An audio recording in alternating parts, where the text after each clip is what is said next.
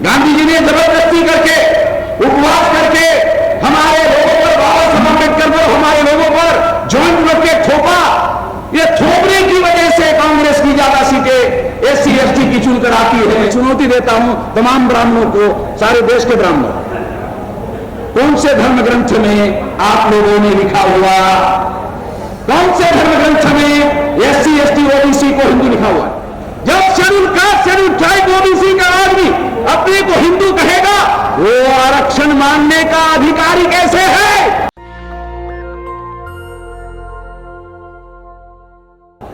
तो आज आरक्षण बचाओ संघर्ष समिति के आह्वान पर सामाजिक और आर्थिक न्याय सम्मेलन का आयोजन किया गया है।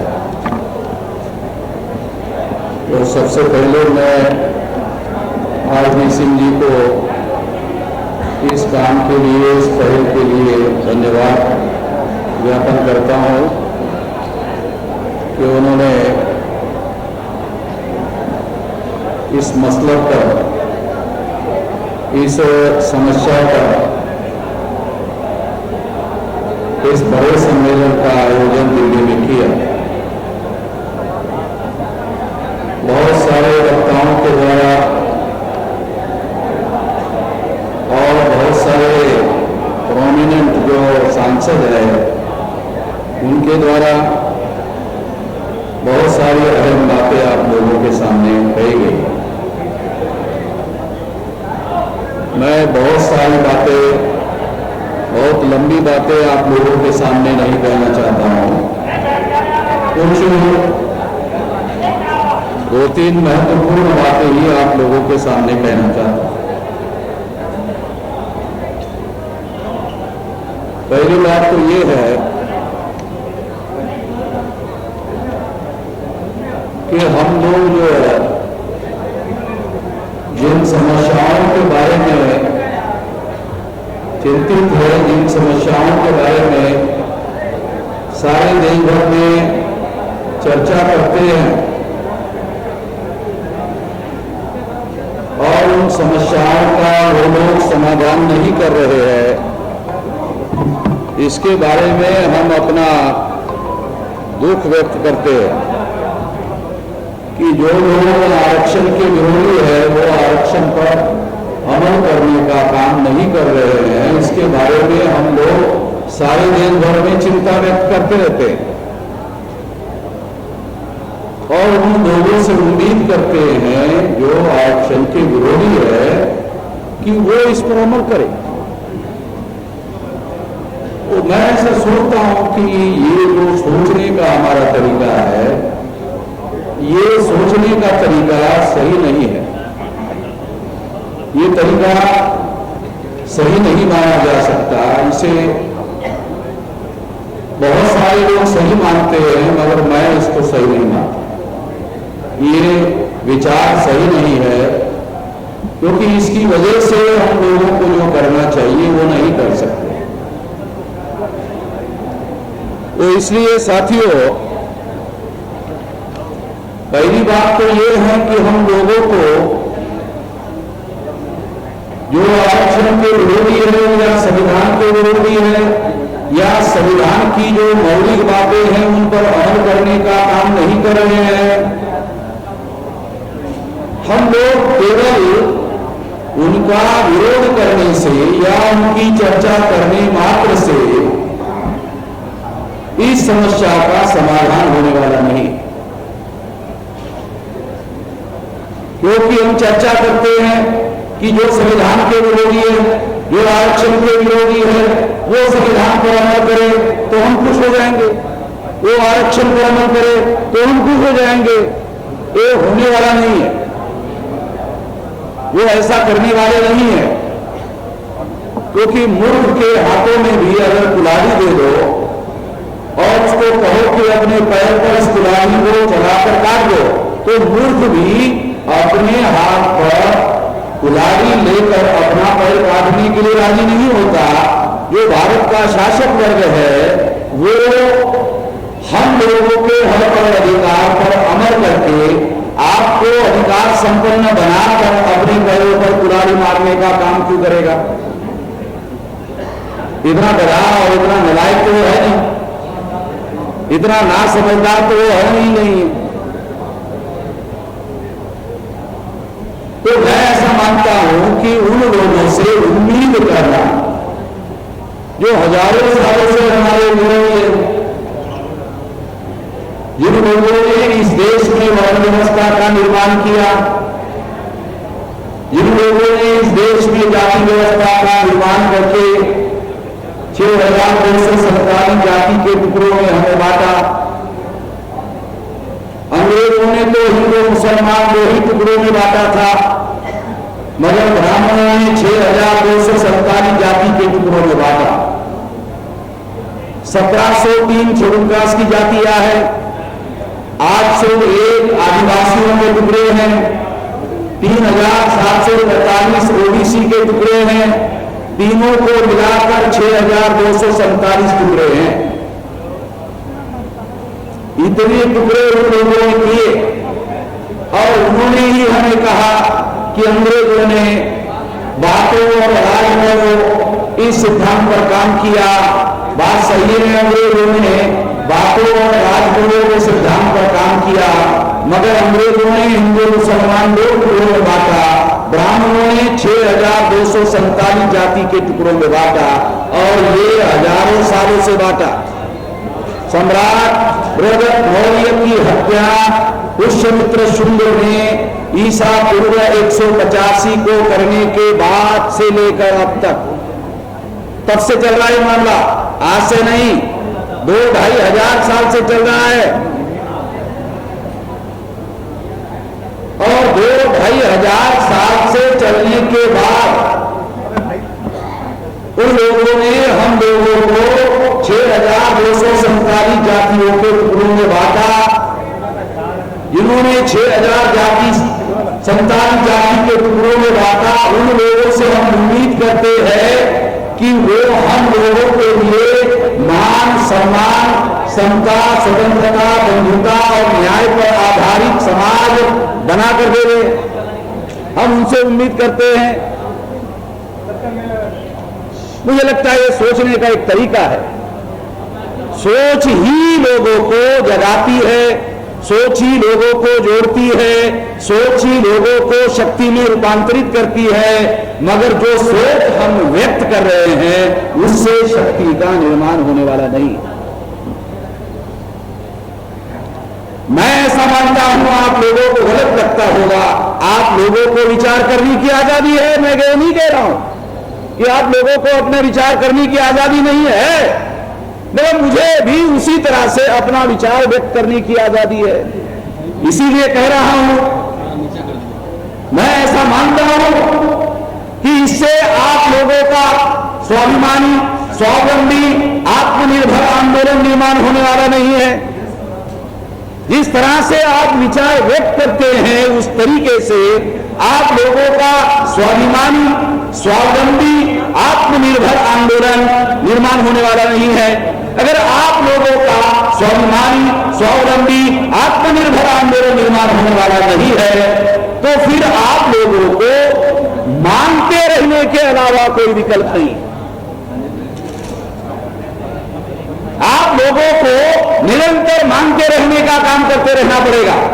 मुझे लगता है कि काशीराम जी ने उस विचार का संगठित रूप से त्याग किया। किस विचार का संगठित रूप से त्याग किया? कि दूसरे लोग हमारा भला करने का काम करें, दूसरे लोग हमारा कल्याण करने का काम करें, दूसरे लोग हमारा उद्धार करने का काम करें। मुझे लगता है ये विचार हम लोगों का उद्धार करने का सही वास्तविक रास्ता नहीं। इससे निश्चित रूप से हम लोगों का रास्ता सही नहीं हो सकता। हम लोगों को ऐसा लगता है कि हमें पिछलग्गू बनने से भी हमारा उद्धार हो सकता है। ऐसा भी हमारे लोगों का सोच है कि हम जब पीछे लग्गू बने रहेंगे, दूसरों के पीछे पीछे चलते रहेंगे तो हमारा उद्धार हो जाएगा और वो लोग हमारा उद्धार कर लेंगे। अरे समस्याएं हमारी समाधान अटल बिहारी, समस्याएं हमारी और समाधान अटल बिहारी कर लेगा, तो ये होने वाला नहीं है। और इस तरह की विचारधारा मुझे ऐसा लगता है सही नहीं है। इसलिए आपको अपना स्वावलंबी, स्वाभिमानी, आत्मनिर्भर आंदोलन निर्माण करने के अलावा कोई विकल्प नहीं है, कोई अल्टरनेटिव नहीं है। ये निर्माण करना होगा। ये आपका रास्ता भविष्य में हो सकता है। इस रास्ते पर आप लोगों को अमल करना होगा। आप लोगों को उचित लगे तो इस पर अमल करना है, आप लोगों को उचित ना लगे तो इस पर अमल नहीं करना है। ये बात ध्यान रखना। दूसरी एक बात, दो बातें कहकर अभी समाप्त कर देता हूं। एक बात, मैं तमाम मुस्लिम लोगों के बीच में जाकर भी काम करता हूं, तो मुसलमानों को एक बड़ा मिसअंडरस्टैंडिंग है कि बीजेपी के लोगों को अनुसूचित जाति और जनजाति के लोग बड़ी संख्या में वोट दे रहे हैं। यहां भी बहुत सारे लोगों को मैंने सुना इधर। मैं अगर उनको सवाल पूछूं कि आपके पास कोई तथ्यगत आंकड़े हैं, आपके पास बीजेपी को हमारे लोगों ने वोट देकर चुनाव जीतकर लाया, कोई है, फैक्ट है, कोई आंकड़े हैं, मैं आपको बताता हूं। मेरे पास है, मैं आपको बताता हूं। 303 सीटें लोकसभा में बीजेपी की चुनकर आई और उस 303 में 76 सीटें शेड्यूल कास्ट और शेड्यूल ट्राइब की रिजर्व सीटें चुनकर आई। 26 जनवरी 1950 को जब संविधान लागू हुआ था, उसके बाद कांग्रेस के भी शेड्यूल कास्ट और शेड्यूल ट्राइब की सीटें चुनकर आती थी। मैं आपको हिस्टोरिकल फैक्ट के आधार पर बता रहा हूं।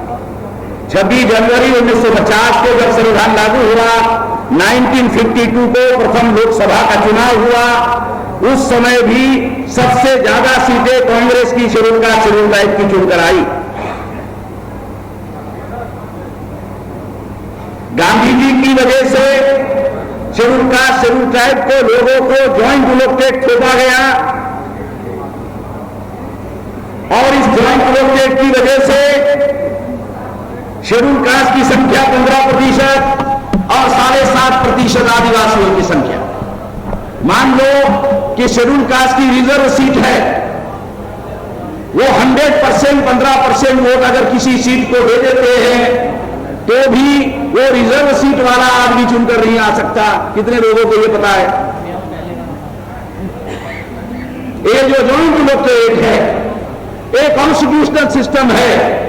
ये आर्टिकल 332, ये आर्टिकल 330, ये जो विधानसभा और लोकसभा के लिए ज्वाइंट इलेक्टेड है, इस ज्वाइंट इलेक्टेड पे कांग्रेस की ज्यादा सीटें चुनवा कर लाई, बाबा साहब अम्बेडकर के जीवित होते हुए चुनवा कर लाई, बाबा साहब अम्बेडकर के हयात होते हुए जितवा कर लाई।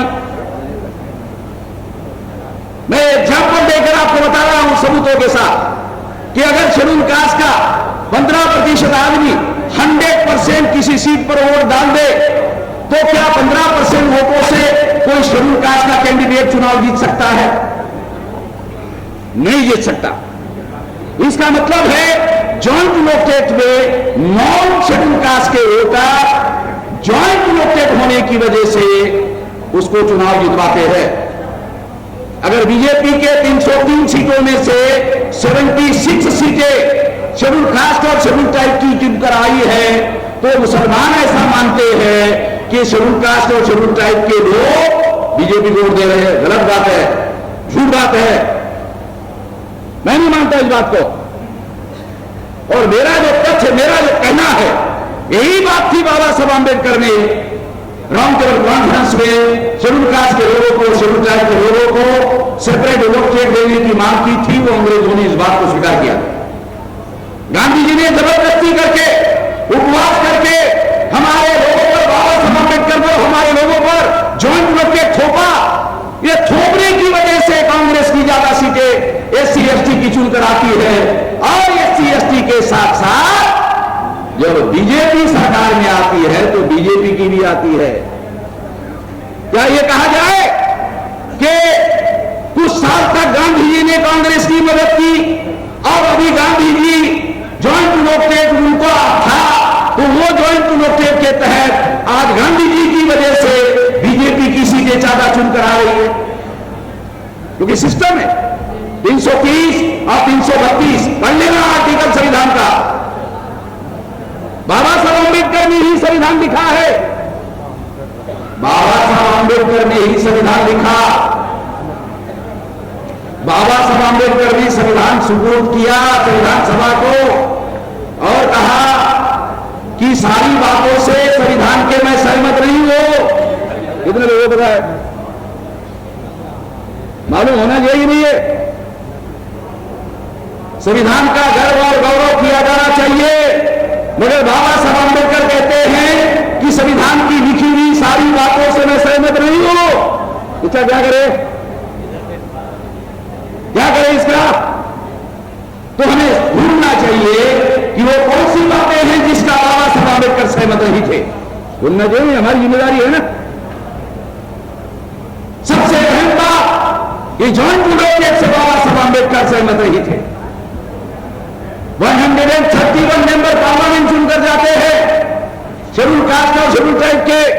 मैं आपको स्टैंप पेपर पर लिखवाता हूं, आजाद भारत में सेंट्रल की कोई भी सरकार, चाहे कांग्रेस की हो चाहे बीजेपी की हो, कोई भी सरकार आज तक शेड्यूल कास्ट और शेड्यूल ट्राइब के सपोर्ट के बगैर दिल्ली में नहीं बनी। लिखवा लेना और जांच कर लेना जो कह रहा हूं। कोई भी सरकार, कांग्रेस की हो बीजेपी की हो, 131 मेंबर पार्लियामेंट शेड्यूल कास्ट और शेड्यूल ट्राइब के ज्वाइंट इनोवेटिव में चुनकर जाते हैं और इनके सपोर्ट के बगैर दिल्ली में कोई भी सरकार सेंटर की नहीं बनती है।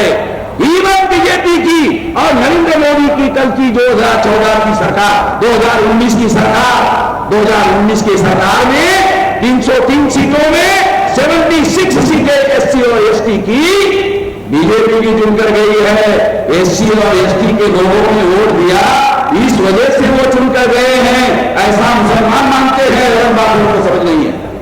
मुसलमानों को एक बात की, मुझे तो बहुत सारे मुसलमानों को ज्वाइंट इनोवेटिव क्या मांग रहा है यही पता नहीं है। वो संविधान में आज भी लागू है ये पता नहीं है। बहुत सारे मुसलमानों को पता नहीं है। बहुत सारे अभी हमारे सांसद जी, हमारे मित्र जो है, वो भी ऐसे कह रहे हैं कि शेड्यूल कास्ट के लोगों को मुसलमानों के ऊपर बुलडोजर चलाया जा रहा है, इसलिए खुश होकर बीजेपी को वोट नहीं देना चाहिए। तो उनका मैं कहना है कि देते, हमारे लोग दे रहे, ऐसा उनका लॉजिक है। मगर मेरा ऐसा मानना है कि ज्वाइंट इनोवेटिव में, ज्वाइंट इनोवेटिव की वजह से बीजेपी के लोग चुनकर जा रहे हैं।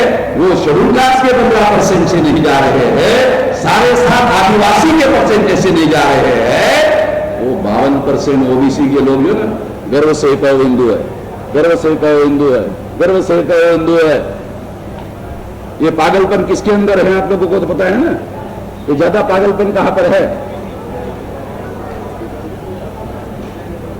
इसलिए आप लोगों को बता रहा हूं, ये मिसअंडरस्टैंडिंग अगर रहेगा, मान लो मिसअंडरस्टैंडिंग रहेगा मुसलमानों में, तो फिर schedule caste, schedule tribe, backward class और मुसलमानों का एकता और गठबंधन कैसे होगा? अगर ये मिसअंडरस्टैंडिंग रहेगा तो ये मिसअंडरस्टैंडिंग रहने से इतिहास कायम नहीं हो सकता, एकता कायम नहीं हो सकती और इससे हमारा तमाम मजलूमों का नुकसान होता है। इस तरह की धारणाओं की वजह से, इस तरह के विचार की वजह से मैं मुसलमानों को यह अनुरोध करता हूं कि वो सेपरेट इनोवेटिव का अध्ययन करे, वो ज्वाइंट इनोवेटिव का अध्ययन करे। 1960 में लखनऊ पैक्ट में मुसलमानों को सेपरेट इनोवेटिव मांगा गया और मुसलमानों को सेपरेट इनोवेटिव दिया गया। सेपरेट इनोवेटिव की वजह से मुसलमानों की लीडरशिप तैयार हुई। वो सेपरेट इनोवेटिव हमारे लोगों को लागू नहीं होने दिया गांधी जी के द्वारा। और मेरे पास एक डॉक्यूमेंट्री एविडेंस है कि सेपरेट इनोवेटिव से चुनकर जाने वाले लोगों को गांधी जी गुंडे कहते थे। सेपरेट इनोवेटिव से चुनकर जाने वाले लोगों को गांधी जी गुंडे कहते थे, हमारे इलेक्टेड रिप्रेजेंटेटिव को गांधी जी गुंडे कहते थे, हमारे एमपी को गुंडे कहते थे। ये उनका सीक्रेट डायलॉग सरदार पटेल और गांधी जी के बीच में जो सीक्रेट डायलॉग एरोड़ा जेल में हुआ, वो डायरी मेरे पास है, ये महादेव भाई देसाई ने लिखी। जो सीक्रेट डायलॉग गांधी जी और सरदार पटेल के बीच में हुआ, वो सीक्रेट डायलॉग जिस डायरी में लिखा हुआ है, वो डायरी मेरे पास में है।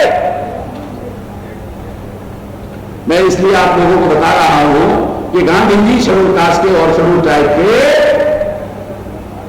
जो सेपरेट लोकेट पर चुनकर जाने वाले लोग जो है, अगर ये जाएंगे तो मुसलमान गुंडे और शेड्यूल कास्ट के गुंडे और शेड्यूल ट्राइब के गुंडे ये संविधान, ये पार्लियामेंट में इकट्ठा हो जाएंगे और सरकार, तुम्हारी सरकार चलने नहीं देंगे। एक सीक्रेट डायलॉग गांधी जी और सरदार पटेल के बीच में हुआ और महादेव भाई देसाई ने एक डायरी में लिख कर रखा, वो डायरी मेरे पास है। मैं इसलिए आप लोगों को बता रहा हूं कि हमारे जो लोग हैं, एक समस्या हमारी है, नेशनल लेवल की समस्या है कि हम लोग इकट्ठा नहीं आते हैं, मगर ज्वाइंट लोकटेट हमें इकट्ठा आने देता है। ज्वाइंट लोकटेट से, जिसे बाबा साहब अम्बेडकर ने वो Gandhi and Congress of untouchable, Gandhi and emancipation of untouchable states and minority, ये 3 डॉक्यूमेंट्री एविडेंस में इन लोगों को, ज्वाइंट लोकटेट में चुनकर जाने वाले लोगों को दलाल और गुरुआ कहा। मेरी नहीं कहा, किसने कहा? बाबा साहब अम्बेडकर ने कहा कि ये ज्वाइंट लोकटेट से चुनकर जाने वाले लोग दलाल और भड़ुए हैं। क्या हमारे पढ़े लिखे लोग इनको दलाल और भड़ुआ मानते हैं जो बाबा साहब मानते हैं? अगर बाबा साहब अम्बेडकर उनको दलाल और भड़ुआ मानते हैं और हम पढ़े लिखे लोग उनको प्रतिनिधि मानते हैं, तो फिर तो हमारा सत्यानाश होता है। क्योंकि हम अपने इंडिपेंडेंट कैंडिडेट चुनकर लाने की कभी कोशिश नहीं करेंगे। हम दलालों को ही अपना नेता मानेंगे, हम दलालों को ही अपना प्रतिनिधि मानेंगे, तो फिर हमारा आंदोलन कैसे खड़ा होगा? हमारा स्वाभिमानी, स्वावलंबी, आत्मनिर्भर आंदोलन कैसे खड़ा होगा? नहीं खड़ा हो सकता। इसलिए साथियों, ये ज्वाइंट लोकटेट के बारे में तमाम सारे देश भर में अब लोगों को सोचना चाहिए। कांग्रेस के लोग ज्वाइंट लोकटेट का समर्थन करते हैं। बीजेपी ने 2021 के जनवरी में ज्वाइंट लोकटेट का बिल पास कर दिया। तो इसलिए मैं ये कहना चाहता हूं कि हम लोगों को जो हमारा रिप्रेजेंटेटिव सिस्टम है, उस रिप्रेजेंटेटिव सिस्टम को सुधारे बगैर हम लोगों को हमारा आने वाला कल सुधरने वाला नहीं है। संविधान लागू होने के बाद भी बाबा साहब अम्बेडकर इसके बारे में आग्रही थे। अब मेरे पास डॉक्यूमेंट्री एविडेंस।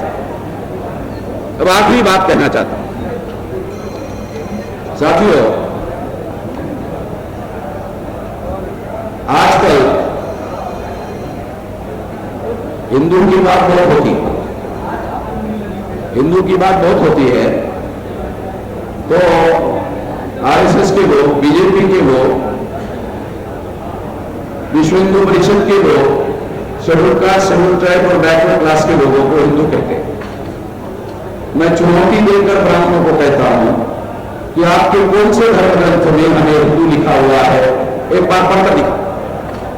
और मैं चुनौती देता हूं तमाम ब्राह्मणों को, सारे देश के ब्राह्मणों, कौन से धर्म ग्रंथ में आप लोगों ने लिखा हुआ, कौन से धर्म ग्रंथ में एससी, एसटी, ओबीसी को हिंदू लिखा हुआ है? फिर बताओ।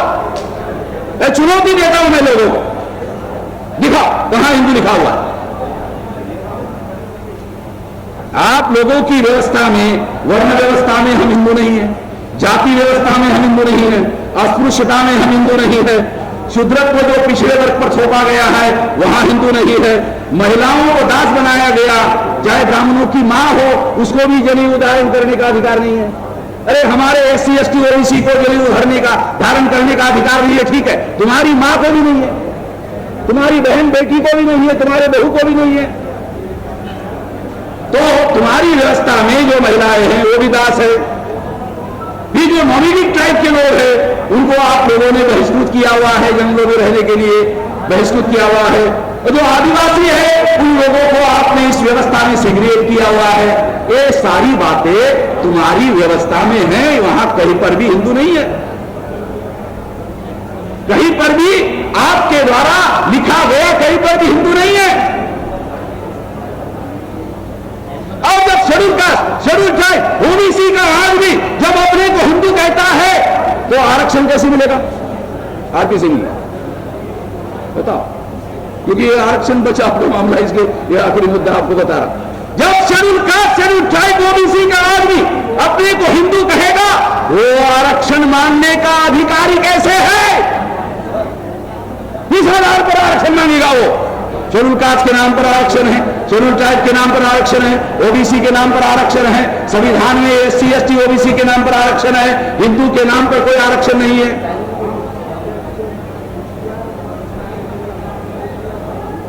हिंदू के नाम पर कोई आरक्षण नहीं है। इसलिए जो हिंदू के नाम पर सरकार बनाकर चला रहे हैं, उनकी सरकार में आरक्षण के मुद्दे पर कोई चर्चा नहीं होती। आरक्षण के मुद्दे पर बीजेपी की सरकार में चर्चा क्यों नहीं होती? क्योंकि एक साथ दो बातों की चर्चा नहीं हो सकती, या तो हिंदू की चर्चा होगी या तो आरक्षण की चर्चा होगी। जहां हिंदू की चर्चा होगी वहां आरक्षण की नहीं हो सकती, जहां आरक्षण की होगी वहां हिंदू की चर्चा नहीं हो सकती। तो सबसे पहले जो हिस्टोरिकल डॉक्यूमेंट है ब्राह्मणों के धर्मशास्त्रों का, उसके अनुसार schedule caste, schedule tribe, backward classes के लोग किसी मापदंड में हिंदू नहीं। और ये बात लोगों के अंदर प्रचार करना जरूरी है, और अब देश में जो हालात है उसी हालात में प्रचार करना जरूरी है। ये किया जाना चाहिए। अगर ये नहीं करते हैं तो जो भी एससी एसटी ओबीसी का आदमी हिंदू कहेगा वो आपके आंदोलन में शामिल होने के लिए नहीं आएगा, वो आपके आंदोलन में शिरकत नहीं करेगा, वो आपका सपोर्ट करने वाला नहीं है। इसलिए मैं आप लोगों को ये अनुरोध करता हूं कि ये जो हिंदू नाम की चोरी है, ये मूलतः ब्राह्मण धर्म एससी एसटी ओबीसी पर थोपने का षड्यंत्र है। हिंदू नाम का कोई धर्म नहीं है। मैंने रेल में एक ब्राह्मण को पूछा, पंडित जी हिंदू धर्म के धर्म ग्रंथों के नाम बताओ। उसने कहा वेद, श्रुति, स्मृति, पुराण, रामायण, महाभारत, गीता। इसलिए मैं आखिरी बात आपको बताना चाहता हूं। आप लोगों को ये बात ठीक नहीं लग रही होगी, ठीक है, मैं ये नहीं कह रहा हूं कि मेरी बात स्वीकार कर ले, मान लो, मैं नहीं कह रहा हूं। मैं कह रहा हूं कि मुझे अपनी बात कहने का अधिकार है।